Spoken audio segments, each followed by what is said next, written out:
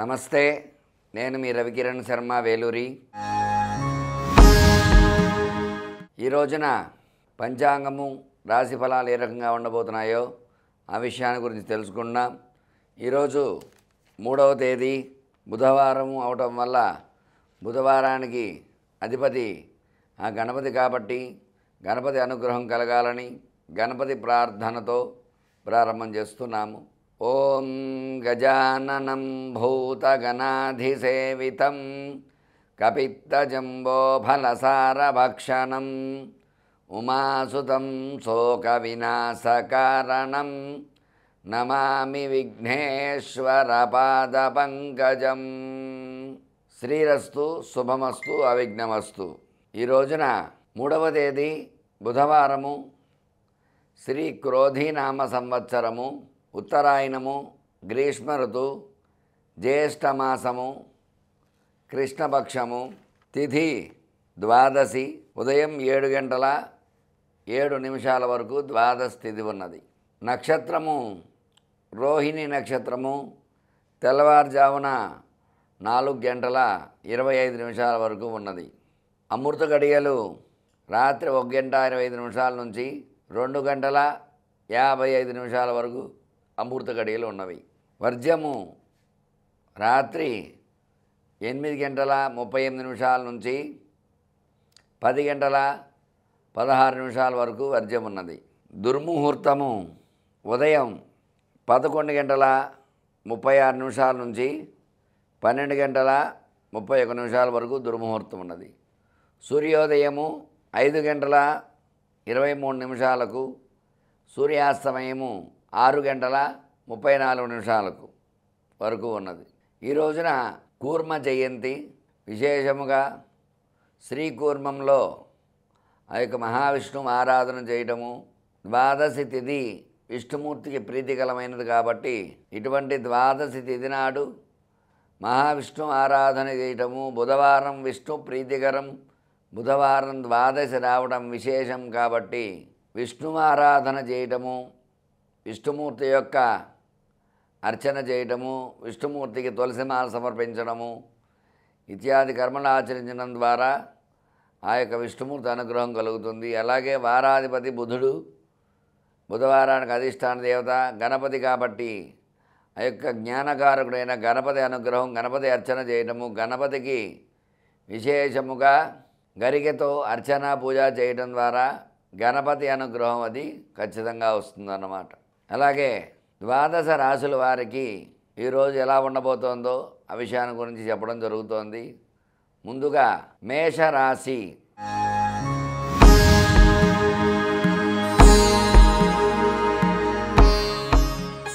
మేషరాశి అధిపతి కుజుడు జన్మంలో ఉన్నాడు.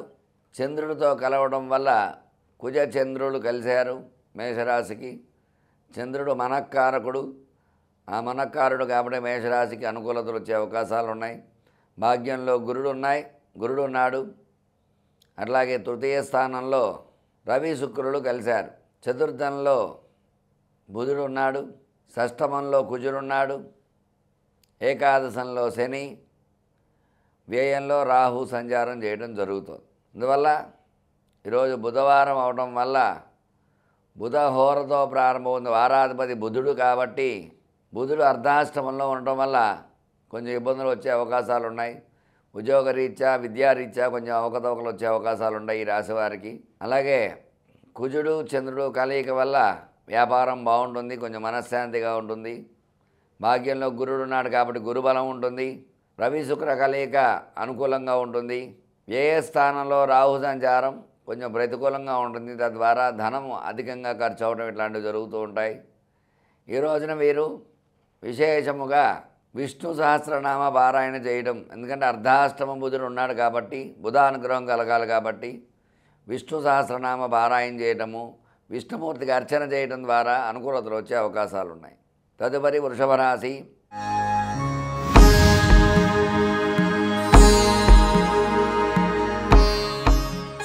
వృషభ రాశి అధిపతి శుక్రుడు ద్వితీయ స్థానంలో ఉన్నాడు. జన్మంలో గురుడు ఉన్నాడు. అలాగే వ్యయ స్థానంలో కుజుడున్నాడు.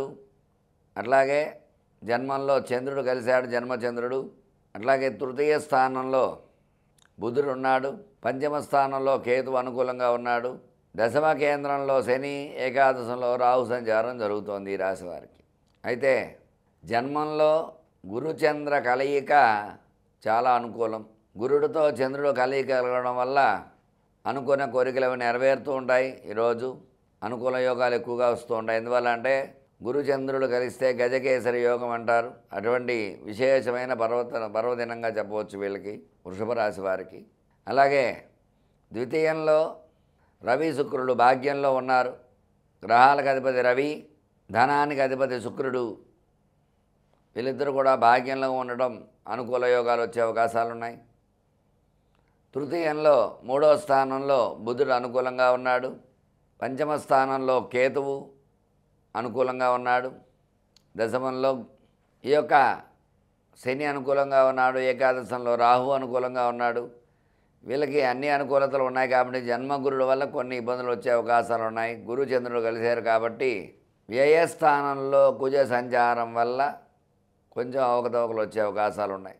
అందువల్ల ఈ యొక్క వృషభ రాశి వారు ఈ రోజున విశేషముగా సుబ్రహ్మణ్య కరావలంబ స్తోత్ర పారాయణ చేయడము, సుబ్రహ్మణ్య అర్చన చేయడం ద్వారా సుబ్రహ్మణ్య అనుకూలత వచ్చే అవకాశాలు ఉన్నాయి. తదుపరి మిథున రాశి.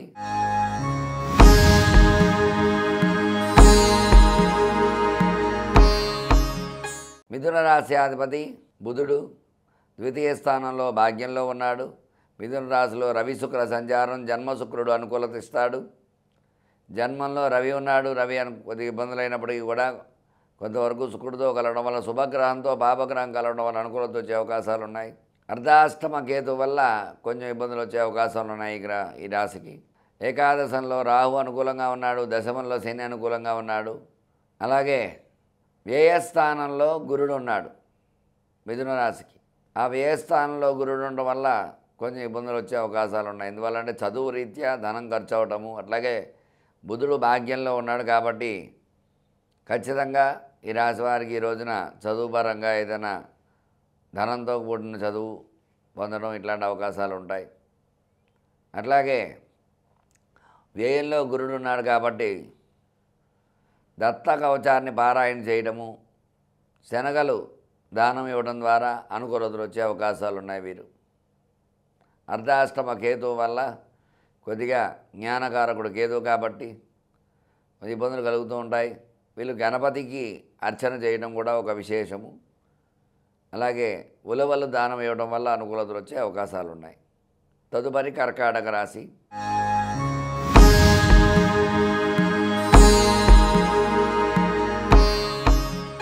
కర్కాటక రాశి రాశ్యాధిపతి చంద్రుడు అనుకూలంగా ఉన్నాడు. అలాగే ఈ యొక్క మేషరాశిలో అనుకూలంగా ఉన్నాడు కర్కాటక రాశ్యాధిపతి చంద్రుడు. వ్యయ స్థానంలో రవి శుక్ర సంచారము, తృతీయంలో కుజ సంచారం అనుకూలంగా ఉంది. అష్టమంలో శని సంచారం, శని వక్రంలో ఉన్నాడు కాబట్టి అనుకూలంగా వచ్చే అవకాశాలు ఉన్నాయి. నవమంలో రాహు సంచారం అనుకూలత వచ్చే అవకాశం ఉంది. దశమంలో కుజుడు, ఏకాదశంలో గురుడు ఉన్నాడు. అందువల్ల ఏకాదశంలో గురుడు ఉంటే సకల దోషాలు పోతాయి. అటువంటి గురు అనుకూలత ఉండడం వల్ల, గురు బలం ఉండడం వల్ల విశేషయోగంగా చెప్పవచ్చు. అయితే కర్కాటక రాశికి అష్టమ శని వల్ల కొంచెం ఇబ్బందులు వచ్చే అవకాశాలు ఉన్నాయి. వీళ్ళు వెంకటేశ్వర స్వామి దర్శనం చేసుకోవటము, తులసిమాల సమర్పించడము, వెంకటేశ్వర స్వామి అర్చన చేయడం ద్వారా అనుకూలతలు వచ్చే అవకాశాలు ఉంటాయి. తదుపరి సింహరాశి.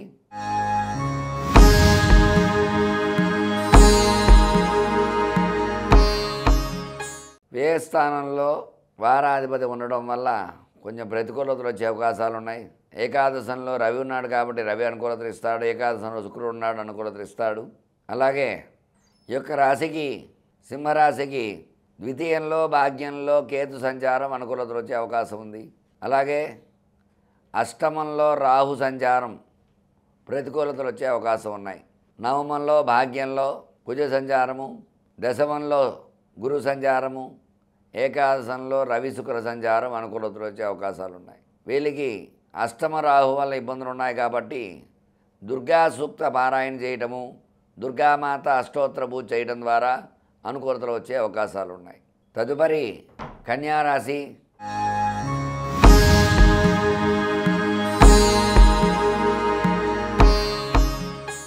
జన్మంలో కేతువు, సప్తమంలో రాహువు, షష్టమంలో శని, అష్టమ కుజుడు వల్ల కొంచెం ఇబ్బందులు వచ్చే అవకాశాలు ఉన్నాయి. నవమంలో గురుడు అనుకూలంగా ఉన్నాడు. దశమంలో రవి శుక్రుడు అనుకూలంగా ఉన్నారు. ఏకాదశంలో బుధుడు అనుకూలంగా ఉన్నాడు, వారాధిపతి.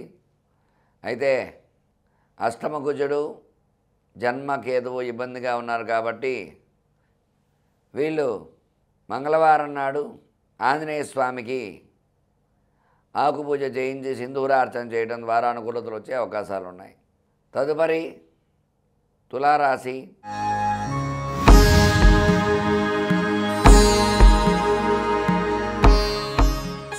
తులారాశి అధిపతి శుక్రుడు భాగ్యంలో ఉండడం అనుకూలంగా ఉంటుంది. రవి అనుకూలంగా ఉన్నాడు తులారాశికి నవమ స్థానంలో. అలాగే పంచమంలో శని అనుకూలంగా ఉన్నాడు. షష్టమంలో రాహు అనుకూలంగా ఉన్నాడు. సప్తమంలో కుజుడు అనుకూలంగా ఉన్న అష్టమ గురుడు వల్ల కొంచెం ఇబ్బందులు వచ్చే అవకాశాలు ఉన్నాయి. నవమంలో బుధ శుక్రుడు అనుకూలంగా ఉన్నాడు. దశమంలో బుధుడు అనుకూలంగా ఉన్నాడు. మొత్తం మీద చూసుకున్నట్లయితే అష్టమ గురుడు మాత్రం ఇబ్బందిగా ఉన్నాడు ఈ రాశికి. అందువల్ల వ్యయంలో కేతువు, అష్టమంలో గురుడు వీళ్ళిద్దరు ఇబ్బందిగా ఉన్నారు కాబట్టి వీళ్ళు దక్షిణామూర్తి కవచాన్ని పారాయణ చేయటము, రుద్రాభిషేకం చేయటం ద్వారా అనుకూలతలు వచ్చే అవకాశాలు ఉన్నాయి. తదుపరి వృశ్చిక రాశి.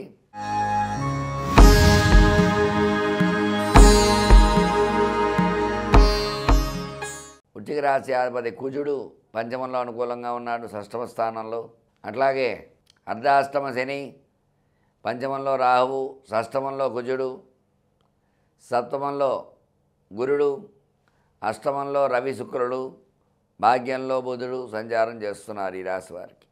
అందువల్ల మేషరాశిలో కుజ సంచారం, వృశ్చిక రాశి అధిపతి కుజుడు కాబట్టి కుజ చంద్రుడు కలిశారు కాబట్టి అనుకూలతలు వచ్చే అవకాశాలు ఉన్నాయి ఈ రాశి వారికి. అలాగే అర్ధాష్టమ శని వల్ల కొన్ని ఇబ్బందులు వచ్చే అవకాశాలు ఉన్నాయి.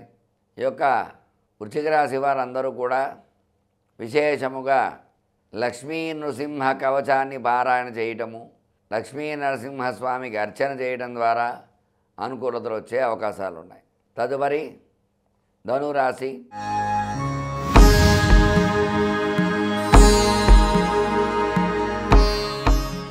ఈ రాశికి అర్ధాష్టమంలో రాహు సంచారం, తృతీయంలో శని సంచారం, పంచమంలో కుజ సంచారం అనుకూలంగా ఉంది. షష్టమంలో గురు సంచారం, సప్తమంలో రవి శుక్ర సంచారం, అష్టమ బుధుడు వల్ల కొంచెం ఇబ్బందులు వచ్చే అవకాశాలు ఉన్నాయి. అర్ధాష్టమ రాహువు, అష్టమ బుధుడు వల్ల కొంచెం బుద్ధి చాంచల్యం వచ్చే అవకాశం ఉంది కాబట్టి వీళ్ళు విశేషంగా హరిహరపుత్ర అయ్యప్ప స్వామికి దర్శనం చేసుకోవటం, అర్చన చేయటం ద్వారా అనుకూలతలు వచ్చే అవకాశాలు ఉన్నాయి. అష్టమ బుధుడు కాబట్టి, అలాగే అర్ధాష్టమ రాహు వల్ల చికాకులు సమస్యలు ఉన్నాయి కాబట్టి సర్వమంగళ మాంగళ్యే శివే సర్వార్థ సాధికే శరణ్యే త్రయంబకే దేవి నారాయణ నమోస్తే అనేటువంటి శ్లోకాన్ని 18 సార్లు పారాయణ చేయడం ద్వారా ఈరోజు అనుకూలతలు వచ్చే అవకాశాలు ఉన్నాయి. తదుపరి మకర రాశి.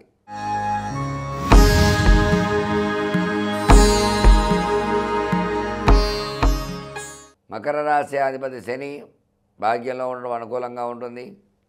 తృతీయంలో రాహు సంచారం అనుకూలం, చతుర్థంలో కుజుడు ఇబ్బంది కలగజేస్తాడు, పంచమంలో అర్ధాష్టమ చంద్రుడు కూడా ఇబ్బంది కలగజేస్తూ ఉంటాడు, పంచమంలో గురువు అనుకూలంగా ఉన్నాడు, షష్టమంలో రవి శుక్రుడు అనుకూలంగా ఉన్నారు, సప్తమంలో బుధుడు అనుకూలంగా ఉన్నారు. అయితే అర్ధాష్టమ చంద్ర కుజులు ప్రతికూలంగా ఉన్నారు కాబట్టి వీళ్ళు శివాష్టోత్తరాన్ని ఈశ్వరుడికి అర్చన చేయడం ద్వారా అనుకూలతలు వచ్చే అవకాశాలు ఉన్నాయి. అట్లాగే కుజుడికి కందులు దానం ఇవ్వడం ద్వారా వ్యాపార అనుకూలతలు వచ్చే అవకాశాలు ఉన్నాయి. తదుపరి కుంభరాశి.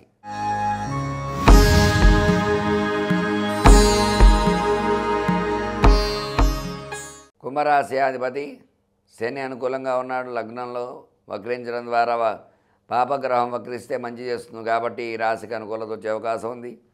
భాగ్యంలో రాహు అనుకూలంగా ఉన్నాడు, తృతీయంలో కుజ చంద్రుడు అనుకూలంగా ఉన్నాడు, చతుర్థంలో గురుడు అర్ధాష్టమ గురుడు వల్ల కొంచెం ఇబ్బందులు వచ్చే అవకాశాలు ఉన్నాయి. పంచమంలో రవి శుక్రుడు, షష్టమంలో బుధుడు అనుకూలంగా ఉన్నారు.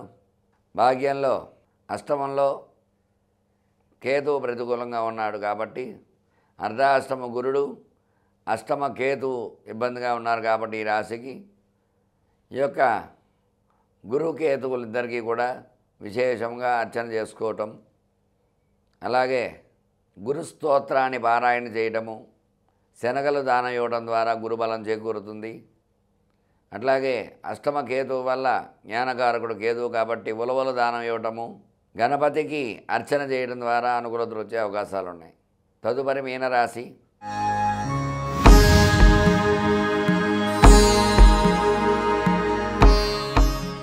మీనరాశి అధిపతి గురుడు తృతీయంలో అనుకూలంగా ఉన్నాడు. లగ్నంలో రాహు వల్ల కొంచెం ప్రతికూల యోగాలు ఉన్నాయి. ద్వితీయంలో కుజచంద్ర సంచారం అనుకూలంగా ఉంది. అర్ధాష్టమంలో రవి శుక్రులు ఉన్నారు కాబట్టి ప్రతికూల యోగాలు ఉన్నాయి. పంచమంలో బుధుడు అనుకూలంగా ఉన్నాడు. సప్తమంలో కేతువు అనుకూలంగా ఉన్నాడు కాబట్టి అర్ధాష్టమంలో రవి శుక్రుడు సంచారం కాబట్టి వీళ్ళు దేవీ కవచాన్ని వినటము, అట్లాగే ఆదిత్య హృదయ పారాయణ చేయడం ద్వారా అనుకూలతలు వచ్చే అవకాశాలు ఉన్నాయి. చూశారు కదండి, ఈ రోజున 12 రాసుల వారికి ఏ రకంగా ఉండబోతోందో. ఈ విషయాన్ని గ్రహించి ప్రతి ఒక్కరు కూడా మీ యొక్క రాసుల గురించి చూసుకుని తత్తత్ పరిహారాలు చేసుకోవడం ద్వారా అది గ్రహానుకూలత కలిగి ఈరోజు మీకు శుభానుకూలతలు వచ్చే అవకాశాలు ఉన్నాయి. నేను మీ రవికిరణ్ శర్మ, జ్యోతిషరత్న అవార్డు గ్రహీత. నమస్కారం.